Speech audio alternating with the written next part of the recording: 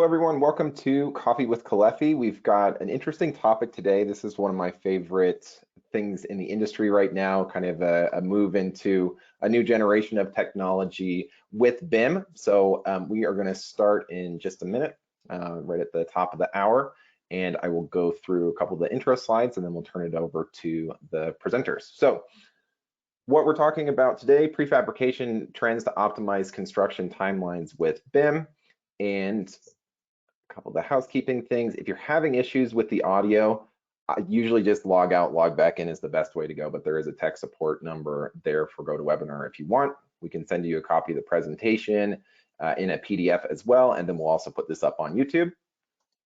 This has been kind of an interesting one because we have some international viewers as well, that this topic has really gained a lot of global interest with the rest of the Caleffi network too. If you want a certificate of attendance, we'll email you one of those that you can check with your authority having jurisdiction if that works for continuing education. You can sign up for Hydronics a few different ways. You can go right now and download a PDF. You can go to hydronics.caleffi.com. That's kind of a different version, same information, but with additional things like videos. That's kind of a cool way to view Hydronics as well, more like an ebook, and then we can also put them in the mail if you sign up at the website as well.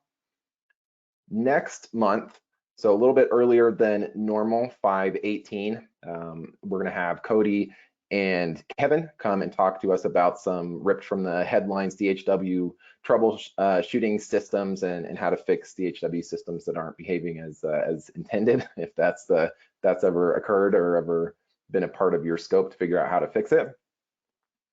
And now I'm going to bring our panelists on and give you a quick introduction of who's going to be leading the class today. So I'll have Jisell and Brian toggle on. So Jisell is the Senior BPM Platform Manager. Oops, that screen just moved a little bit. At ENG Works Global, her background is in manufacturing and is pivotal in managing BIM content creation of projects for clients. She pushes the AEC industry forward by bridging the gaps between construction design, technology, and manufactured products. So welcome, Jisell. Brian Nickel is the CEO and founder of Allied BIM. He's a virtual design and construction manager with expertise in managing the use of building information modeling for architecture, engineering, and construction projects. He's also adjunct faculty for Revit at Montana State University, College of Engineering, Construction and Engineering Technology.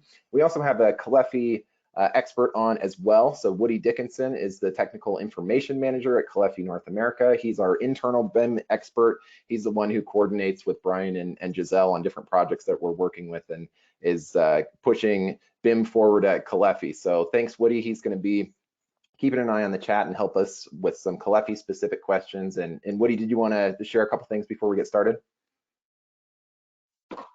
Yes, I just want to say that I'm pleased to have these two industry experts share their expertise and skills with us today.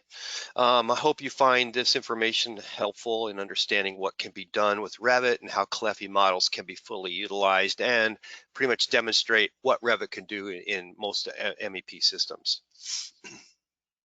Great, thanks, Woody. Yeah, and jump in anytime if there's a question that you want to clarify or something in the chat that looks interesting. So here is what we are up to today. So we're going to talk about best practices, prefab, avoiding the biggest part of the pre-discussion as we were practicing for this webinar was how do we bridge this software real world disconnect. So we'll have some examples there.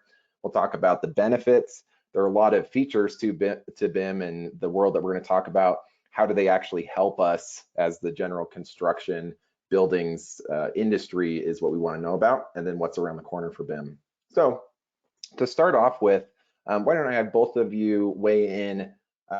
What do we do today? Are we perfect at BIM already? Is this just, are we going to recap that everything is done and everything is perfect for the next 10 years in BIM, or are we still working on some stuff? We're still working on some stuff. I would say that, you know, right now the industry is really focused on modeling for two-dimensional plan output currently. So that's my perspective. Is we're building models to generate 2D plans today. Yeah, I'd agree with that. There's a lot of different workflows. There's a lot of different disconnects between design teams, between the office and the field. There's all sorts of disconnects. So it's certainly not a perfect thing today. Can BIM be more than just does this box fit in this other box? Yes, we can actually. Yeah, so starting a little bit pessimistic there, but getting a little more optimistic, we can actually model for fabrication now. So we're starting to see a big movement with that. We recently just attended, or Allied just recently attended, Advancing Prefabrication down in Phoenix. And we learned a lot of ways of how others are starting to use models like Caleffi content and others from BIM object to leverage it for fabrication. So there is good news. There is light at the end of the tunnel. What do you think, There's Jisell? definitely some promising things in Revit and other programs going forward. There's a lot of things you can do with visualization, quantity takeoffs, clash detection, all sorts of things. But yeah, again, not perfect, but it's stuff you can do. Sure, and we've got kind of more specific examples of all that as we go through. So I'll start to kind of go over a couple of the slides. Jisell, do you want to start us off and kind of explain what you could learn from something like a file? Certainly. So what you're seeing on the screen is the new Flowmatic pressure independent control valve, the 145. And this was created within Revit, obviously. And what you're seeing on the screen are a few different scenarios here. This is a product that is not only configurable in terms of manual control or with actuators, there's also a range of flow rate considerations, and this is all in the catalog, and it's a lot to think about. However, we've built that into the Revit family as well. So what you're seeing here on the screen is not only was this product built as a Revit family, it was placed onto pipe. It has options such as the actuator selections. It also has the isolation valves. As you see in that picture there, the NA108 was selected to be applied on both ends of it, both the inlet and the outlet, and that just automatically showed up. You did not have to place that manually. And it also shows that in this case, we've exceeded the flow rate for what that particular size product was meant to hold. So it, of course, warns you there that the value went outside of the range that was listed in the catalog, and it showed that the NA108 was available to be compatible with this product. Further, it shows in the Revit schedule up above where it's showing that it went outside of that maximum and or minimum, and it individually scheduled the NA108 separately from the Flowmatic 145 because it was a separately purchased product, and therefore it's accurately taken off as such. And that's the type of thing that a manufacturer could absolutely clear up if you called tech support and said, hey, I'm trying to get 6 GPM to go through this valve. Is this the right valve? And someone could look it up and say, oh, you might be a little over there. You might have the wrong size. Having that red flag as part of the software really helps us stay ahead of the problem, because something like this particular example, once that's installed in the field, learning that you're way over velocity or something like that in the field is a drag. Nobody likes that. And that kind of leads us into the next slide too. So you've got a couple examples here that I would say are prime examples of that oversize, undersize here. So generally when you're putting together a Revit drawing, it's going to match things based on pipe size, right, Jisell? Is that kind of what it's going to help you organize? Yeah, a lot of stuff. If you build it in such a way, it would match that pipe size. Valves are another thing where people typically want to have that match the pipe size, but in this case here, you perhaps don't want that. And I know you can speak to the product side of why you don't want that. So just pipe size matching with both of these products wouldn't be the right way to size and select them. Ball valve, sure, great. That's going to be a good fit there without really having to think more about it. But we're finding that a lot of the Legio mix valve on the left here, or really any electronic mixing valve, if you select that based on pipe size, you're probably going to be oversized.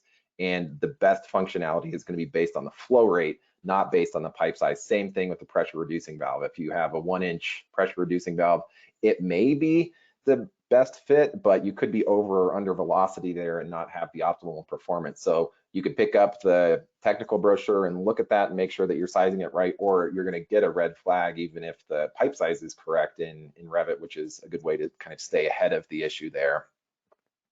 So on this slide, maybe tell me a little bit more about what makes a BIM file high quality. And one of the things that was mentioned before too that I wanted to circle back to is the files being modeled in Revit versus being big production files. Could you give me just like a quick differentiator there as far as file size goes?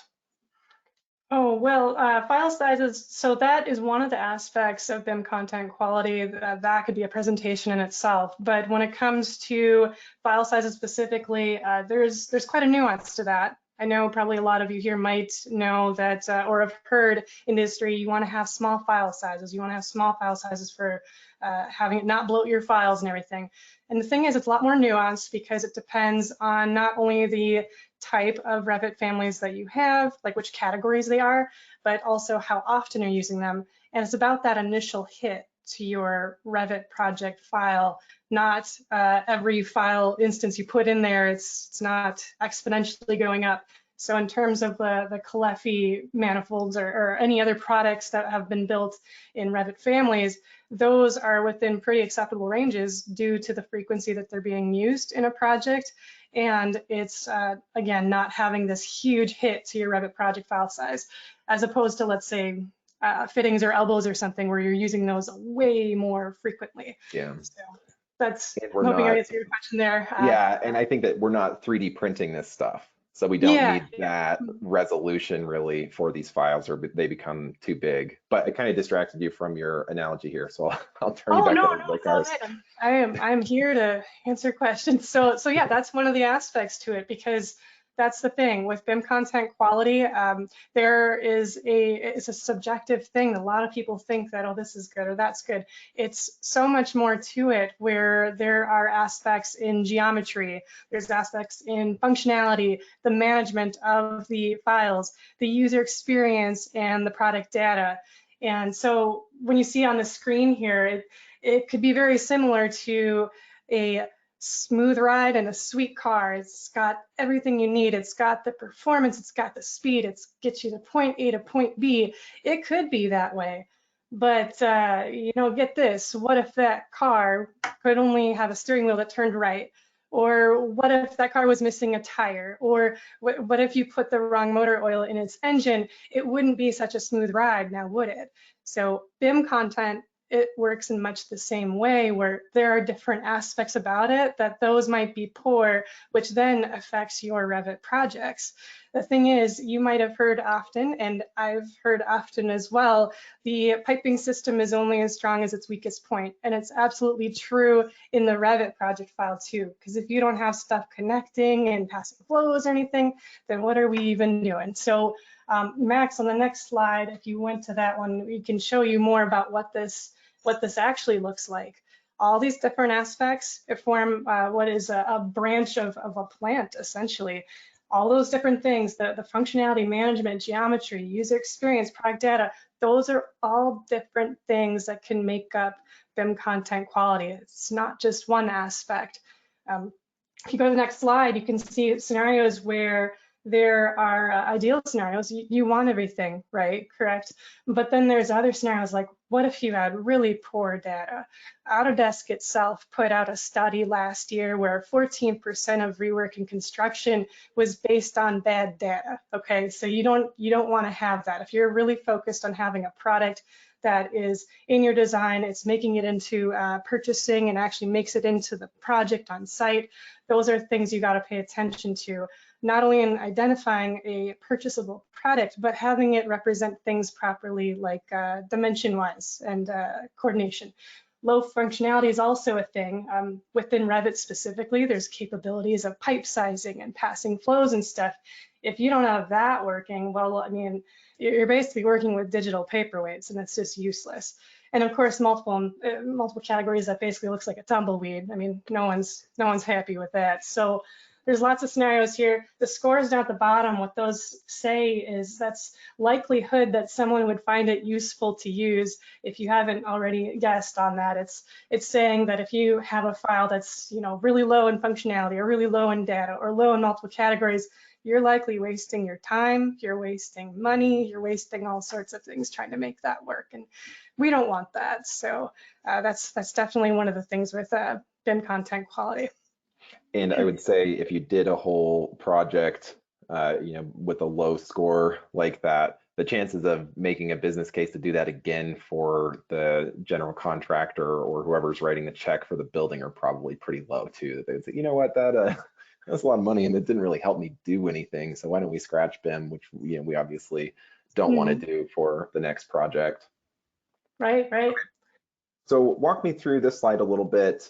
And then I think both of you can kind of weigh in here. How can BIM help us look into the future a little bit more? Jisell, if you want to start with the info that you've got in the boxes here.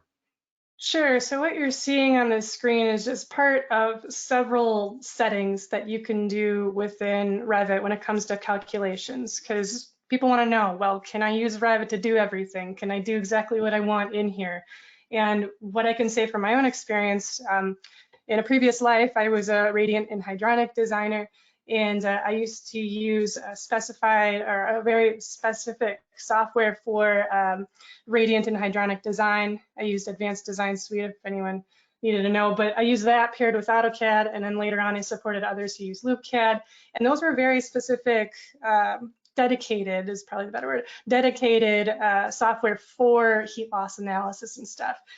Revit, it does claim to offer calculation capabilities, and the thing is, we don't want to provide a blanket statement of, you know, Revit will absolutely work for you, but in this case here, what you're seeing on the screen, you're seeing some of the things that I've personally looked at where, you know, if I was trying to do the same thing that I did way back when in Revit, I'd be looking in things into things such as the location and site settings, where you could get into your design temperature difference, your set point, figuring your air changes, your infiltration factor, seeing if that's squared away before you even get into a heat loss analysis. And the one on the right is just one of several setting prompts you can get. That one happens to show hydronic networks for the calculations. You can specify different calculations within Revit with respect to the pressure drop and flow. However, you would want to verify for your own workflow if that does work.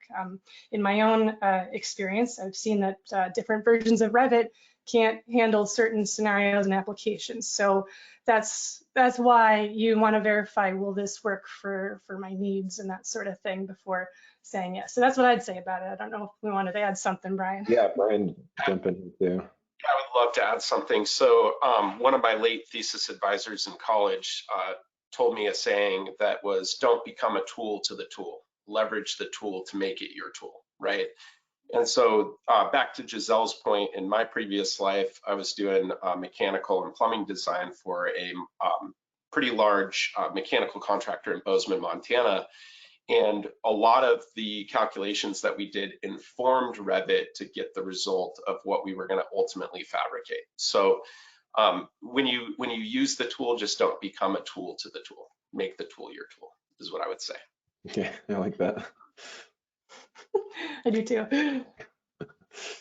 Okay, then you kind of alluded to this here too, but you know, is Revit ready for the full replacement of something like LoopCAD? Well, the thing is, like, go ahead, Brian. Sorry. Sorry, I would say no. We were drawing some radiant tubing in Revit, and what we realized is that LoopCAD gave us a really good, it was built for radiant design. So we leveraged the CAD underlays as a link inside of Revit to illustrate on our drawings. So we still leverage LoopCAD in addition to Revit by underlaying the CAD drawings. So I would say use the tool that's respective of what it's designed for. And Revit's more of a planned production tool with a three-dimensional modeling component. And you can leverage that data from good tools like LoopCAD into Revit. So just figuring out how to fit those files into what you're using is a really good method. Yeah, I'd say the same here for me as well, because I mean, while you do see, you know, calculated heating and all that stuff on the screen, the thing is I did this side by side with a heat analysis I did by hand, and somehow I'm still off by 20,000 BTUs. I don't know. I'm assuming it's a U value or something. I didn't override or something. I was trying to do a side by side thing. So it really does take testing. And to inform it, I think you got to know what you're looking for. If you're using the dedicated tools like what Brian's mentioning, I think you're going to have a better time. I just wouldn't want to see these settings be like, yep, it does it, you know. So so yeah, you're seeing it does report values, but yeah, you're going to have to verify. You can see things like the flow that's passing, the velocity, the friction, different aspects like that. But yeah, it really does take, you know, looking at all the settings, matching up with like dedicated software, I think, to better inform things on that. And one other additional point I'd like to add is that all of these schedules are generated from modeled elements inside of Revit. And so if something isn't modeled, you're not going to get the direct report of it. So always keep that in mind, that the schedules within Revit are basically scheduling the modeled elements. And there's ways to trick it and hack it to where you can get items in there that aren't necessarily modeled, but just keep that in mind, that BIM is object oriented. So it relies on the object to get the information out of it.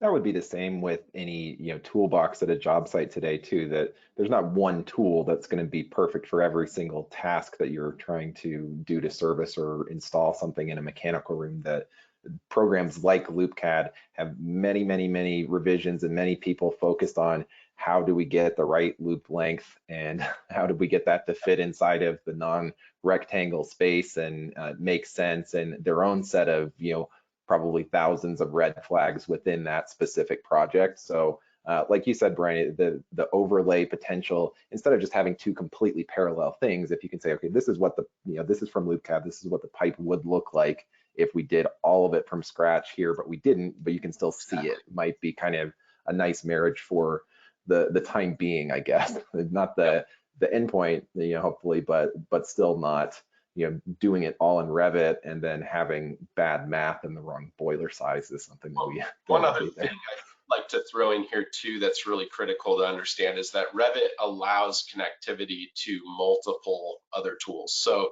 that's where Revit actually excels, is by connecting it to other, you know, add-ons and tools. So leveraging LoopCAD or leveraging even point layout and total station, which we'll get to, Revit's what kind of creates the gateway into that world. So yeah. Okay, let me go to the next one. Jisell, do you want to walk us through kind of a flow calculation example here?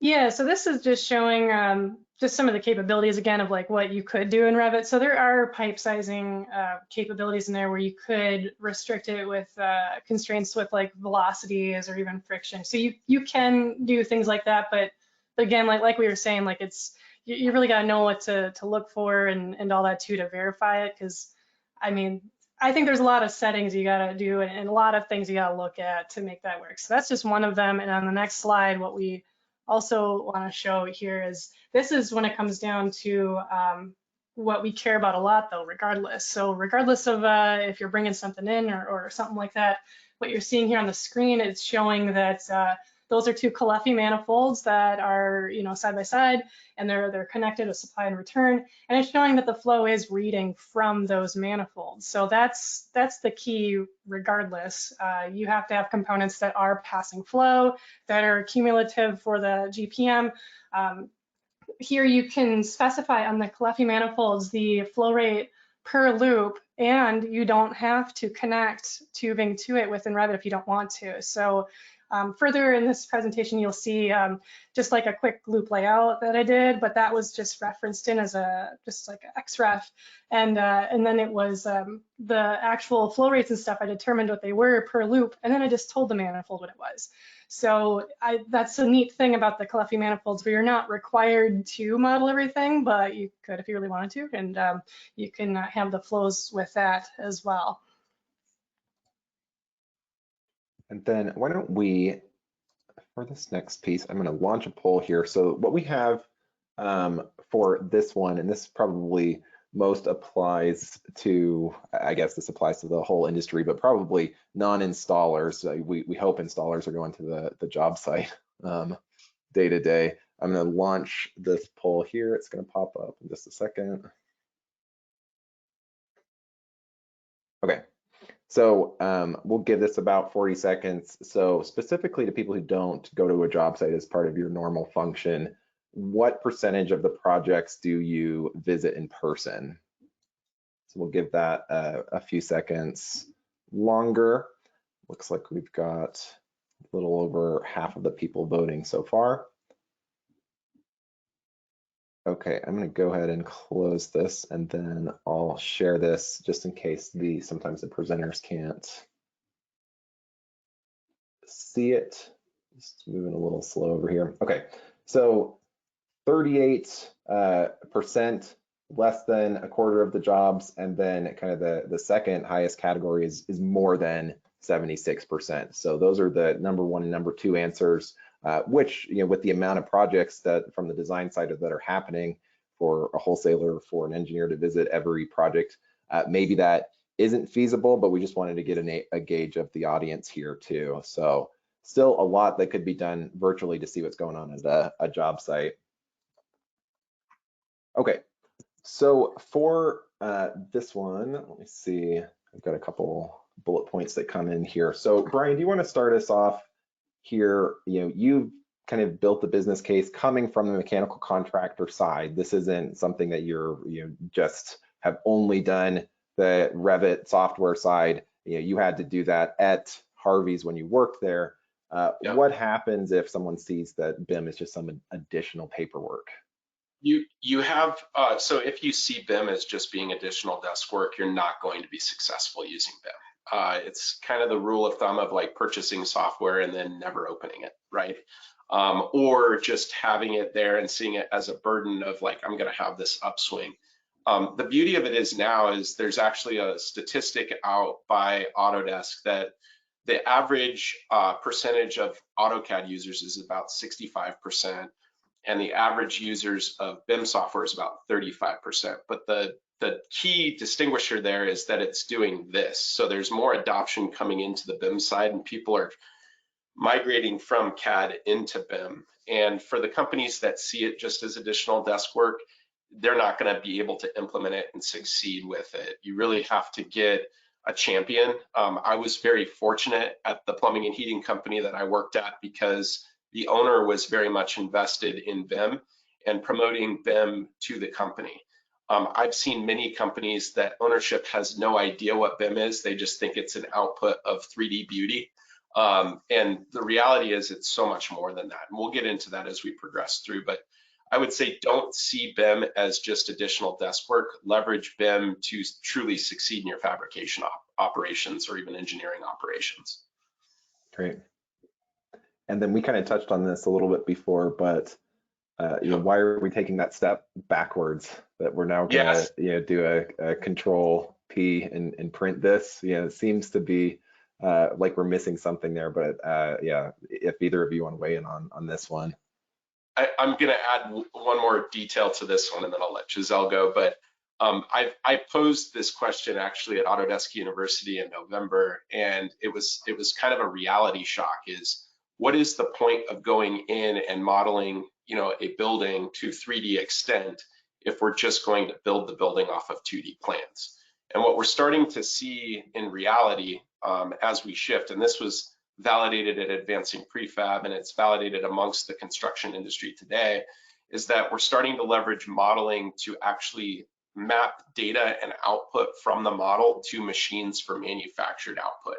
So yes, today we're Control Ping and printing, paper sets, but in the future, we're going to be basically digitally connecting data to machines in our shops. And that information is going to flow from the model through the machines and out to the field. We're starting to see people do that.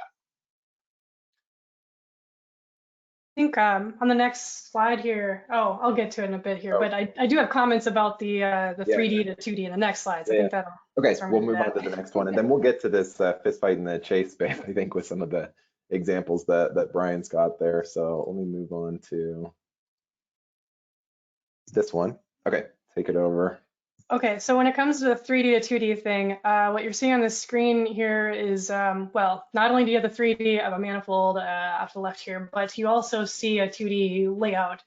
Many years ago when I was a Radiant CAD designer, I did the heat loss analysis in the dedicated software, and then I used something like AutoCAD to do the actual loop layouts, the nice therapeutic rainbow lines. And the thing is, the manifolds back then, it was just, just a rectangle. Right? It was just, here's a rectangle in the mechanical room. Maybe you have a couple of them, depending on, if it exceeded the loops, so you needed to have a couple of them.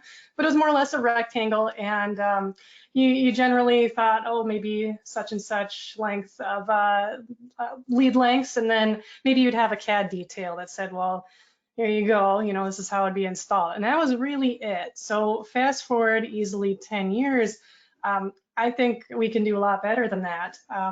If you go on to the next slide, I believe you can see what we have in terms of Revit. So what you're seeing here is just obviously one installation of a manifold and side by side with what that looks like in real life. And you're seeing actuators in this case, the tubing, the lead links are going down because it's assuming going into a slab or something, let's just say. And the same thing can be done within Revit because you're locating that onto a wall, a certain height off the floor, and you get the certain size pipes. You're able to not only have the clearance of like where that manifold is, you're also getting options like the actuators. There's different connections depending on the size of those lead lengths, the connection types to those lead lengths. All of those things can be configured with these manifolds within Revit now. And so that's like the location of that manifold, the location and the orientation matters. On the next slide, you'll see why it really matters too. So here's something really cool about the Caleffi manifolds specifically, where you can install these manifolds upside down, including with actuators, provided that they are the, if I'm not mistaken, 6.5, 6.3 actuators that are hermetically sealed. So it's okay to have the water over electric in this case. Otherwise, typically it's a no-no, right? So you can do it in this case, but look, you can route all of that tubing straight up for a application where you might have the manifold lower than where that radiant flooring is. So this allows you to go straight up. Not only is it, everything's oriented that way, it has things like the air vents in the correct positions, and it's already fabricated this way. You're not field modifying this manifold to do so, and you're saving on materials and time for installation for that too, because you're not trying to route all that tubing down and then back up. And you're also having the loop lengths for your layout be in such a way that it's, you can save on the amount of loop, the layout to go all the way up with that. Because the thing is with layouts, you want to have that go with the coil lengths and stuff, so you're not having waste. So this was a great example of how you can do that, because I don't think any manifold out there could do that without considerations with what is it, the flow meters and stuff as well. I think these ones are spring loaded, so that's even cool to be upside down too. So lots of cool things with the inverted manifold. So all this to say that you can do the orientation and the location of a manifold in a Revit environment. It's so much more than just a rectangle. So yeah, and so as we were planning for this, we were looking for some photos to match up, and we have a bunch of photos from the field of that really beautiful rainbow of pipe from the drops going down and then swinging back up. And we have some great photos of people doing that really artistically and really, nicely.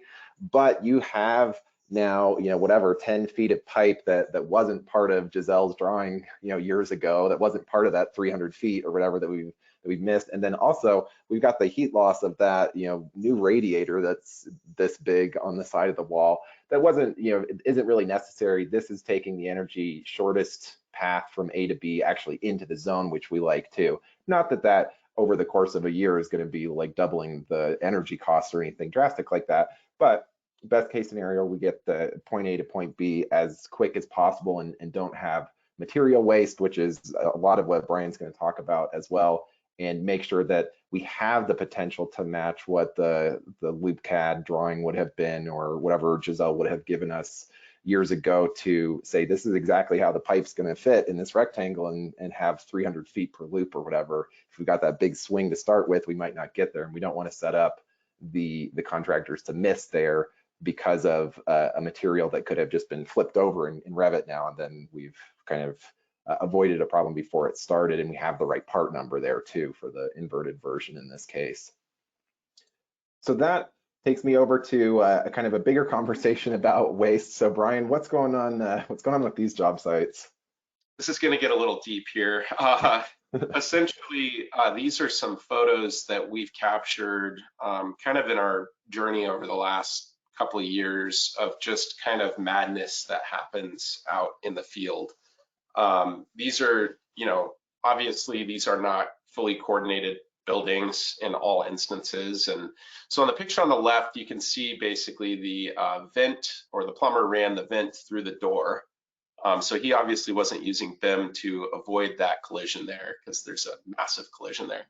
The second picture is a collision that you're going to run into that when you're walking to the kitchen or whatever. Yeah, they're going to have to probably drill out that concrete and move that, is my guess. Yeah.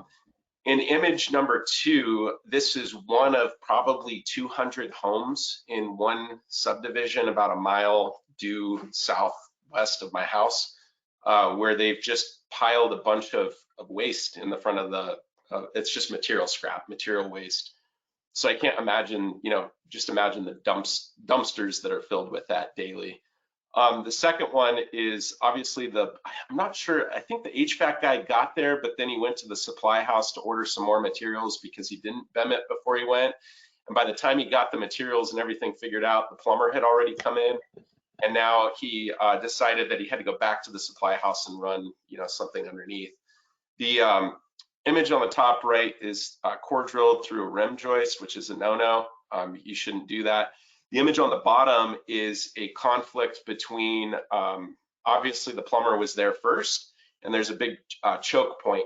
This building was modeled and actually quote unquote coordinated, but what happened was none of the disciplines between mechanical, electrical, and plumbing talked to each other. So what ended up happening is they followed the plans, and all of the collisions that you witnessed from the model, which had about 4,000 of them, became relevant on the project that was quote unquote coordinated. So that's bad BIM, don't do that. So what I was, brought up to understand is if you're the first person into the chase, you win, and you're going to be profitable on the job site. So you better be there before the electrician gets there, and before, HVAC's a different trade for the job site. Like, sorry, you shouldn't have gone on vacation that Labor Day weekend, because now you're not going to make money on this job, because you have to work around all this stuff. And that nobody wins there. Same thing with all the waste. We have ongoing conversations at Caleffi about sustainability. Nobody wins if we haul all this, plywood and materials to the job site that was the wrong size, or that we cut, whatever the mistake was in the field, or we just overestimated. So now we paid to haul that from wherever the forest was to process it, bring it to this job site in Boise, and then haul it somewhere else, probably to the dumpster.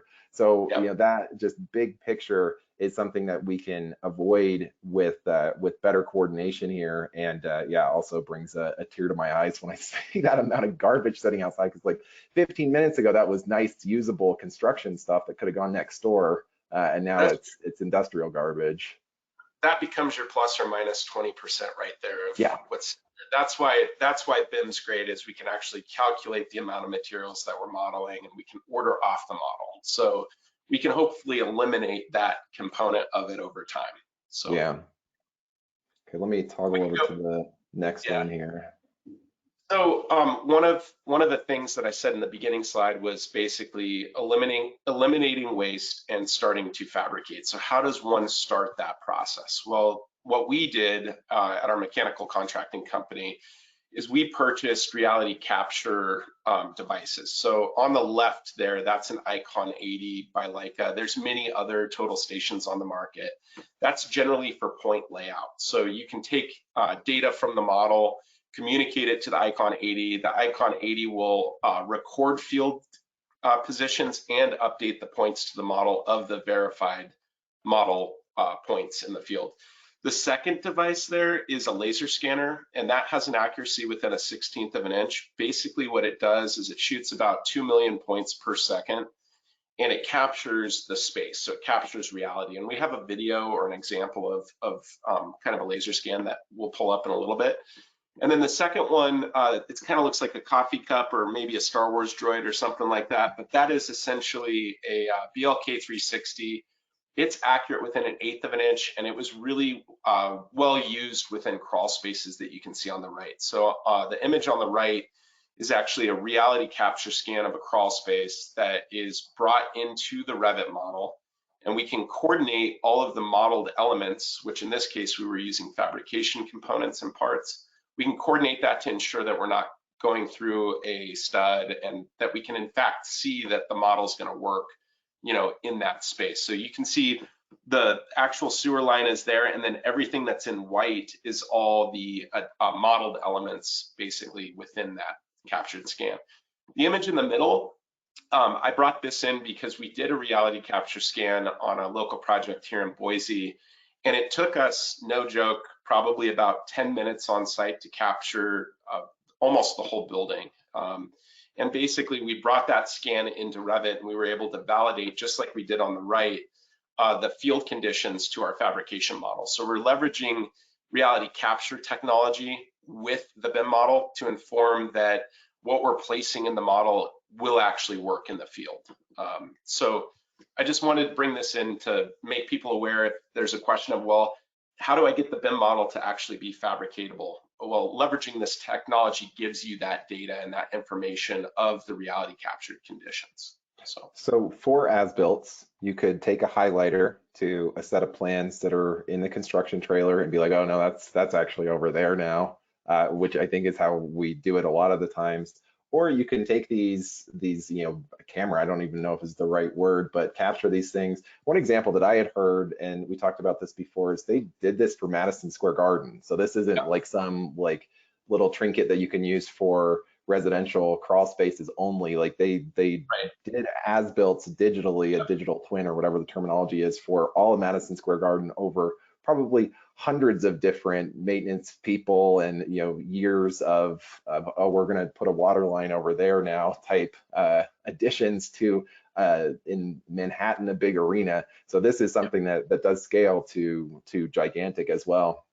Yeah, and I want to add to that actually as well, is that if you're going out on a job site with a tape measure and a sheet of paper and your iPhone camera, and you're getting back to your office and you're kind of scratching your head of where the locations were and you forgot a dimension, that's where this tool pays for itself. You just go out in a matter of minutes, scan, it's going to do the work of your tape measure, your iPhone, and save you the headache of having to go through all the photos and remember where you took them.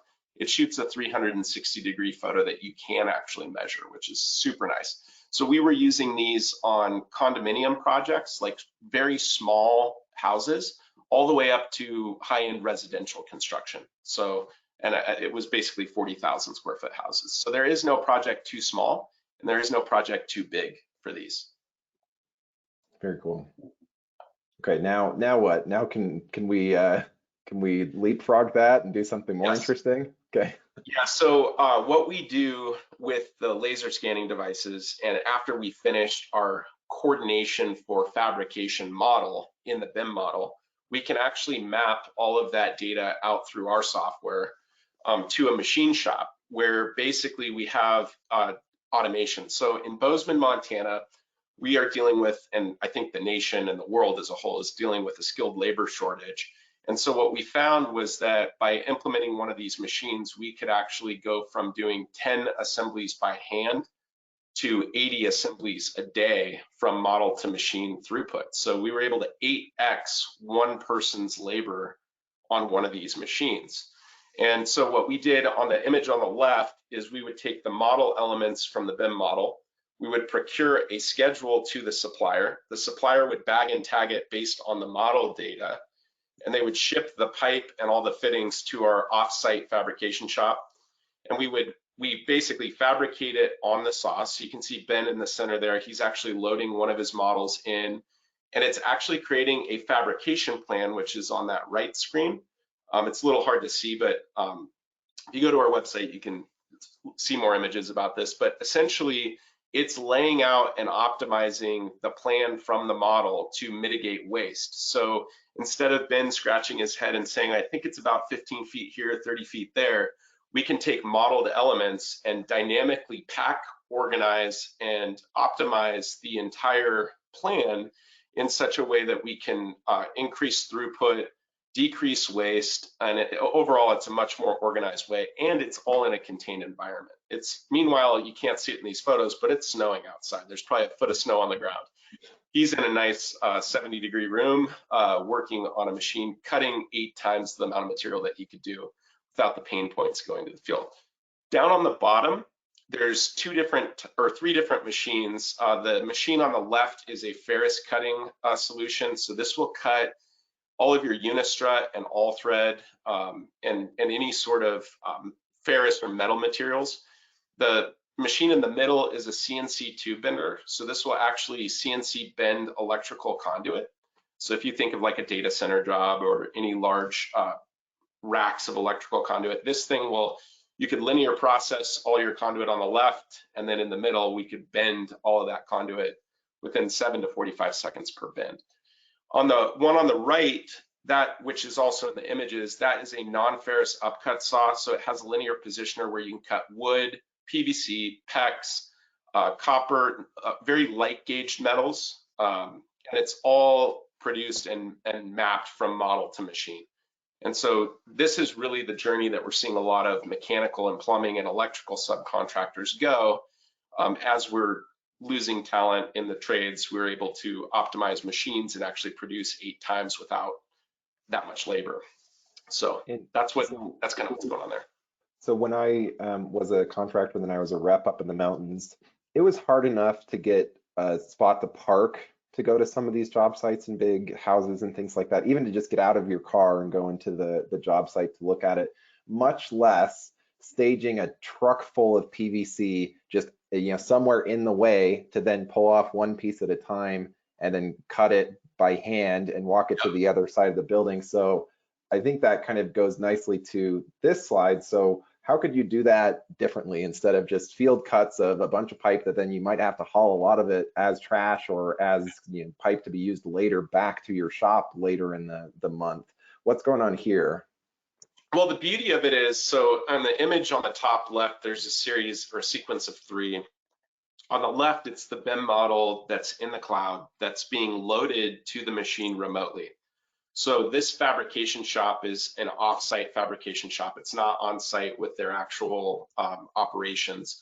And you can see a different saw setup here where they have attached a non-ferrous and a ferrous cutting blade on a linear positioning system. Think of it like a digital tape measure. So every time you're pulling your tape measure, this thing's going to CNC tape measure for you and position the material so that you can basically kit it or palletize it in your yard, load it on a truck, and ship it without all the waste to the site to where you can actually component place all the components on site. You can pre-stage and pre-plan and pre-route all the work beforehand. The image on the right is a delivery of basically the underground in a crawl space that they're able to go in and put all that material in before they put the flooring in. Traditionally, the way this is done is a plumber has to crawl up and out a door and down in a crawl space and basically go in and out of a crawl space wearing out his back. The beauty of this is it's all pre-cut, pre-designed, and manufactured and shipped before the floor gets put in. So they don't have to go through that crawl space hatch and deal with a 2-foot or a 3-foot crawl space area, depending on where the dirt is. So this saves tremendous labor and tremendous time. And this is a good example of fabrication to field examples from the model, from the BIM model. And there's some sort of way that you get a sticker that identifies what this whole assembly is, right? So when you get to the job site, you don't have to be like, okay, where's part A? You kind of have that identified and you say, okay, this is going to go in that far corner and this is where we're going to start to build this whole thing, right? I'm really, really glad you brought that up. There's two types of options for marking the material through the linear positioners now. So option number one is you can get just a standard zebra label or a UV resistant label and print it to piece mark all the parts. Option number two is we're actually working with inkjet systems where we can ink the material so somebody doesn't have to peel and stick a label. We're seeing this also in the structural stud world. So if you're working in modular construction, we can actually load bundles of material and mark all the studs with your mechanical, electrical, and plumbing outlets, you know, on the lumber itself. So now you've got instructions on the materials that you're building with, all meanwhile while you're saving on waste and increasing throughput. So and then those are some options. You don't get in trouble if a big breeze comes through and blows off all your Post-its or something like that. But yeah, there's seen that before. We've seen that before. Yeah. As you can see in this moment, it's snowing, so you know, it could actually really mess up those Post-it notes. Yeah, absolutely. Okay, so then here's kind of another piece of this making a difficult task a little bit less time consuming, I guess, because it seems like the materials are one thing, but also the labor is the big part. Can we do this accurately and fast? So what's going on here? Yeah, so I'm really glad that you tied those two together. So this is the Icon 80 robot, which is a total station. And so if anybody's ever seen a plumber go up on a floor of a deck and actually pull it, or even an electrician or HVAC guy, they traditionally have to pull their tape from each corner of the building with their 40 or 50 foot or whatever tape measure. And the accuracy is not that great because you can't get a perfect true plumb squared mark. So what this total station allows you to do is it takes the points of all of your sleeve locations or penetrations on a pan deck or deck on a building, and it allows you to basically go out with the GPS and total station and mark all the pinpoint accuracy within a thousandth of an inch. So you can actually translate the model points to the deck. So what does that save in time? We can lay out 750 sleeves in about 4 hours, which typically 750 sleeves with a traditional tape measure would take anywhere from 30 to 60 days on a project. So this was a good example of optimizing your construction schedule with BIM, because we can actually translate that model information to the field to eliminate the tape measures, get pinpoint accuracy, and use a total station. Yeah, very cool. And, you know, especially I think that where Harvey's is located in Montana, this is going to be a lot less fun if you get 12 inches of snow. So if you can limit the, you know, the weather exposure there, whether it's snow or it's heat in Miami or, you know, whatever the case may be, there's just kind of a quality of life improvement potential here too. Yeah, and that's kind of the beauty of this is we did this up in Montana. They're doing it nationally now, and they're becoming more predominantly used. They're basically, you know, being able to go out there as long as you're planning it to the weather correctly and there isn't a bunch of snow on your site, this works really well and it's quick. That's why we laid this out in the summer, but we've done it in the winter as well. The scanners have an operational range down to like minus 10 degrees. So, you know, we would just plan the right day. We usually don't get more than a week below 30s or minus 30. So it works quite well. It's great. Well, that takes us to another poll. So this one is going to be for installers or for contractors. Let me get this one launched. It was moving a little slow a second ago. Okay. So whatever your definition of prefabrication is, what does, you know, how much of the time are you doing prefabrication? We'll kind of go through what prefabrication could mean in a whole spectrum of answers, but just by your own definition, what percentage of projects do you prefabricate something offsite, even if it's just putting the circulator flanges on in the shop before you get to the job site? Okay, I'm going to give this just a few more seconds here. We've got a pretty even kind of cascade answer here. So I'll share these with the group. So a big percentage, 57% said less than 25%. So still a very, very small percentage are doing a lot of prefabrication off-site. So I think that that's kind of what will lead into the next couple slides here. Still, the baseline is not much prefabrication. So what does prefabrication mean?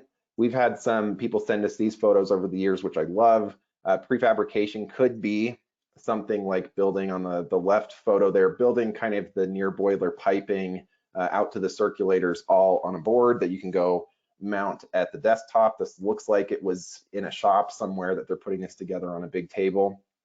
Prefabrication could just be putting the PRVs together in an assembly like this to do parallel PRVs, standing up outside of the crawl space instead of trying to do all this overhead or in a tight space, or where the electrician's music is annoying or whatever the case may be. And then the other one too is just on the ground right before you put it on the wall, on the mounting bracket, you can do all these press assemblies that may be easier than trying to balance everything. So all of these are examples of prefabrication to an extent. It's going to be different for every person on every job site. I've always liked doing that, just sitting on a chair or standing next to a big bench where you've got all of your supplies. You're not going to have to drive back to the wholesale house to get one copper 90 that you dropped and it bent or something like that. So maybe on the next slide, Brian, tell me how far this project went on that prefabrication spectrum of different things you could do offsite. Yeah, so we have a video link to the actual unit itself, but this modular pod was basically built offsite. So what you're seeing here is basically a series of mechanical rooms that have been prefabbed about 60 miles away from the job site up in Big Sky, Montana. And the reason we did that is A, it's 60 miles, so traveling back and forth. The nearest local supply house is in Bozeman, it's not in Big Sky. So if we miss a part, we've got to drive back up the canyon. Essentially what happened was we took all of the processes that we set up by modeling it first, using a BIM model, using the Caleffi air separators, using all of our pumps and mechanical equipment, and got a model built out. And then we took the model information and connected it to the machines that were processing the linear cuts. And then in a controlled environment and not up on the snowy mountainside, we basically built it within the modular pod. So what we were doing was getting prefabricated structural pods built out and sent to our shop. And then in there, we finished the mechanical room offsite. We loaded those mechanical rooms up on a flatbed trailer and then trucked them when they were finished and craned them in on the mountainside into the respective houses. So, and this looks like a rep's training trailer, but this is built for that site. This is built to plug in and keep going here. This isn't is prefabrication site specific. These are actual systems going in. So it does look like a rep's training box, and that's a good idea because we should definitely train some people in these. But we could definitely, this saved tremendous amounts of labor, tremendous amounts of gas driving back and forth between the job site, tremendous amount of time because it was all done within one controlled environment. Yeah. And then it took really, on the next slide, there's a video or a picture of it actually getting craned in. And honestly, it took all but maybe 30 to 45 minutes to crane this thing into the position. And I dropped that video link into the chat if people want to pull it up. But yeah, I mean, the amount of time that you would have to spend even just parking and logistically getting to this job site is hard to fathom when you see the other way that it could be done. And I think that's what you guys had good insight for. Yeah, I think the elevation there is 8,000 to 12,000 feet. I mean, it's a substantial, altitude where this is at. But the video link that Max shared actually walks through the box, and so this is not just a plywood box with nothing in it. This is the full mechanical system for that house, which is incredible. So that's what's being craned in. The brains to the house is plugged in. That's basically what's going on. And if you found the leak, you'd find it in the shop where you've got all the tools instead of here where it, you know, floods the first floor or whatever if you missed pressing a fitting or something like that. So in the chat, we just have kind of an open-ended question here. If you want to, on the GoToWebinar control panel on the right or wherever that is, you can type into the chat. If you see some opportunities with Revit design based on your own experience, we've got a couple slides left that I'll go through quickly here to wrap up, and then we'll field those questions at the end. But go ahead and type in any opportunities that you see there. So Revit design benefits for installers and really the people writing the checks, so the general contractors and the building owners, the homeowner, whoever the case may be. You alluded to, you know, the skilled labor gap. What were some of the experiences that both of you have had as far as getting the information out of your mentor's brain into something that's helpful that can be shared with a bigger group? You know, where have you seen success there through this software? In our operations, my boss that I had was master plumber.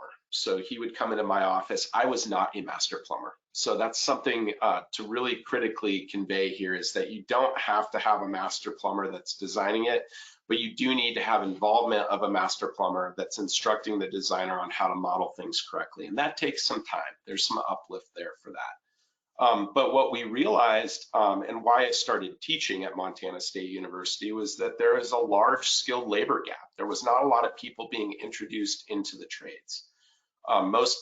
Traditionally, we're being kind of pushed into colleges and we're not aware of the opportunities in the skilled trades. And what we were able to do was actually leverage our field installers to educate them on Revit, to start using their knowledge from the field into the application, to be able to inform the fabrication process. And in doing so, we started creating digital master plumbers, you know, digital master HVAC guys, digital master electricians. And that's what I believe is coming in the future, is we're going to see more opportunities through education of bringing the skilled trades and mentorship into these to gain some traction. You know, we need to get some more people involved because there is a major labor gap. And what's fun about it is living in a state where people are so, you know, we're scroll happy, we're kind of technology savvy, we're interested in tech. Leveraging machines to kind of produce that and bring that into the workforce entices them to come in and participate. It makes it exciting, enjoyable, and fun. Yeah. Go ahead, Jisell, sorry. Jisell, anything that sticks out? Yeah, well, I want to say one of the most valuable experiences I've had in my career over the past almost 13 years now is actually being on site and seeing what things looked like. Because, I mean, Revit's not a video game, all right? You know, so there's real things that are happening. You need to bridge that gap. But the thing is, doing stuff on site, like, not only was it great to see what this design actually looks like for real, you're learning how to be a better designer. Because, I mean, you saw a bunch of checkboxes and cool things today, but a lot of that really does come down to you knowing about things that are real, the real concepts as well. You've seen a lot of things that Revit can report, but, you know, if you don't have the right settings, it might be reporting stuff wrong, you know? So it really does take the real experience of going on a job site, seeing how stuff's installed, and you get a little bit of, I don't know, pride in what you do if you put something together. I mean, I can drive by a house in Minneapolis and be like, I installed windows there, or I put up sheetrock or something, you know, like, it's a cool sense of accomplishment if you do something like that.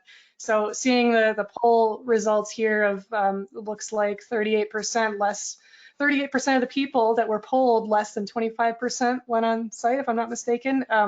Yeah, like, get out on site more, you know. You can have your designs, of course, but go out on site to see how those are going in real life, you know, make that connect between the two, and vice versa as well, you know, have that mentorship both ways. It's not just one way. So that's kind of my big takeaway out of this whole thing. And I also think one additional thing I want to add is the poll for the installers of what percentage of projects do you prefabricate some of the components off site. I was shocked to see that 50 or less than 25%, it's 57% of the room doesn't prefabricate off site. leverage prefabrication to train these emerging skilled laborers. Leverage prefabrication not only for training, but also for expediting your output to your site. I think that there's ways that you can kind of leverage the model and leverage this design to inform that and really see success. There's in statistics, I think it's called like replacement level fertility. That means the next generation, are there enough of them to replace the people that were working before? Just as a personal example, I'm the son of a master plumber. I'm not a master plumber. I'm still in the industry, but to scale with the size of the country, I would need to be one of 3 siblings that are master plumbers. We're not there. We're going to lose a lot of master plumbers in the next 5 to 10 years that are going to retire. And I think that there is a school of thought that why would I make myself obsolete to teach these young kids how to do this stuff? But we need to do that. We need the knowledge that's in like Bob Harvey's brain to make it into something else. If it is his daughter, which is part of the equation, that she's in the industry and she's doing cool things as well.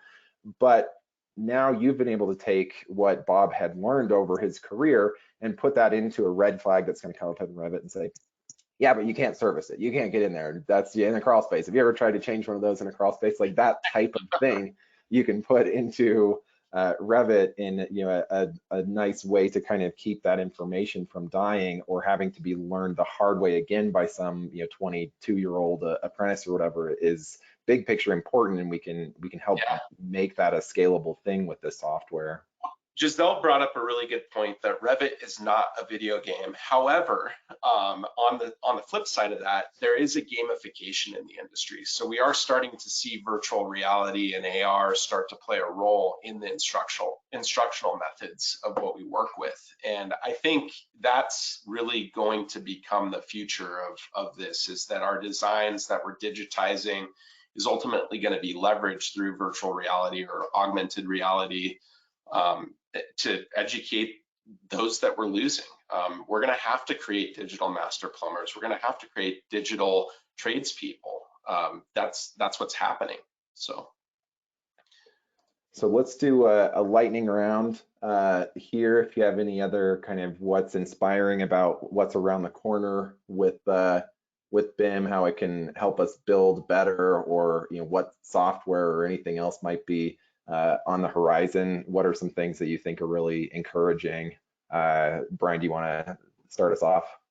Yeah, I kind of alluded to some of it already, but I definitely think reality capture is a critical thing, whether or not it's as built or new construction. On a lot of the projects that we worked on, we kind of phased reality capture into new construction. So you saw that crawl space example where we were scanning it before they put the floor in. The technology is so robust today and so quick that we can use it during the phases of construction. And if you have all the model data to drive that fabrication process, you can start to leverage multiple tools within that one kit of tools that you're using. Virtual reality, I mean, at some point, I envision a future where we're going to have, old school tradespeople training people through virtual reality. It's almost like Ready Player One, almost, in a way. We kind of saw that the pandemic actually accelerated this adoption of technology as well, and reducing the cost of rework, not modeling it to shelf it and move on to the next project and start from scratch, reusing information to drive your fabrication process. Those are some of the things that I think BIM can help us towards looking towards the future. And even in education, I teach Revit from Boise, Idaho, up to Bozeman, Montana. We sit on Microsoft Teams with about 90 students. It is very much interactive. They're sharing their Revit screens with me, and I'm remoting into their computer and showing them how to use the tools. That's going to translate into our trades. It really is. And the more we can get ownership support in that, and the more we can get the culture to adopt, not just like giving up your trade or your skill, but like fostering the respect to the trades to continue it so we don't lose it. So those are some things that I have of what's next in BIM and how we can leverage BIM. Great. Yeah, I definitely see a lot of promise with like the virtual reality and stuff like that, especially in terms of educating. And it's like seeing these issues before they're a thing. I mean, when it comes to the other things on the list, I mean, obviously there's probably other add-ons and stuff out there that might help with the heat loss calculations, like bringing that closer. I mean, in case you guys are all wondering, yes, I did try to get ChatGPT to do a heat loss analysis. I tried it with 3.5 as well as 4. It got confused, I'll just say that, but it did get pretty okay about it as long as you really break it down, you're really specific. But again, that's about the person who's using it then. You got to know what you're doing, and then it can like help speed up things. So there's promising things out there, but I think there's not necessarily like, oh, here's this easy button, you did it kind of thing. I think it really does take that education and mentorship, passing it down, that sort of thing, and then you can really get somewhere. But I'm looking forward to the future. Yeah, it's been just the planning of this webinar has been a lot of fun. It's just it's a topic that I love, and it's been so much. It's been a very cool thing to work on. So thank you to the two of you. I hope to continue this conversation in a variety of different venues in the future. And I think that this is a nice bridge for the knowledge that's in my dad's head or in Bob Harvey's head to make it somewhere useful that it can scale. So. Thank you again. I'm going to run through a couple housekeeping slides at the end, and then specific questions we can get back to you in the chat. Okay, so tech support, if you're looking for us, this is a new direct line to our tech support team. If you do want to call and ask if you've got the right flow rate for a product or something like that, we're happy to still do that for you. The Ask Caleffi podcast, if you're still driving to the job site to do all the work, like it seems like from the poll there are a lot of people doing, this can be a good way to get up to speed with what the best practices are and frequently asked questions are on the job site from two of our former techs in the Caleffi office. Follow us on LinkedIn, tag us in photos of your prefabricated projects. We love to see those and share those. And that is the end of the webinar. So thank you again. This has been a really great conversation. We appreciate the time spent planning this to Brian and Jisell, and we'll see you next month on Coffee with Caleffi. Kevin and Cody are going to be here talking about DHW troubleshooting. Thanks again. Thank you. Thanks. Cheers.